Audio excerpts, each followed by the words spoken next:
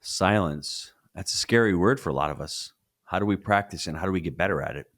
Absolutely.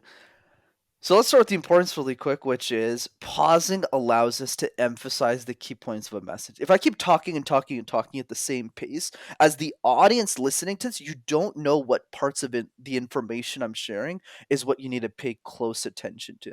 But if I do this, your intention is, oh, Brenden is hinting me that whatever he's going to say next is probably important. So it's a tool we want to use whether we're raising capital or we're giving a presentation that helps us pause before we say the most important part.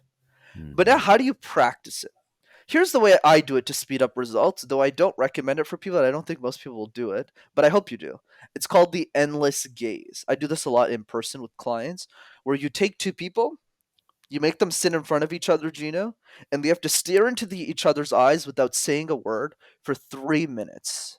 3 minutes. You're allowed to blink, but you're not allowed to talk.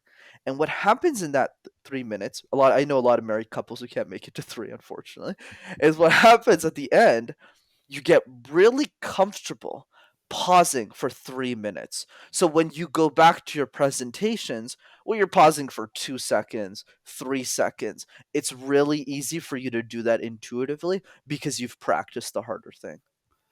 We were in a couples coaching retreat about 2 weeks ago, me and the wife, Oh, and we really? had to do that. And not gonna lie to you, it was an awkward couple of minutes. You're just sitting there going, "Okay, here we go." And after we did some heavy stuff, and it's like looking at each other, going, "Okay, I want to stop this. Can you please talk to me now? What are you thinking about?" But it's true. I like that. I like that tip. I think everyone every day. I mean, people meditate, people pray, sit down and have that mindset of just trying to calm yourself down and trying to lower your energy.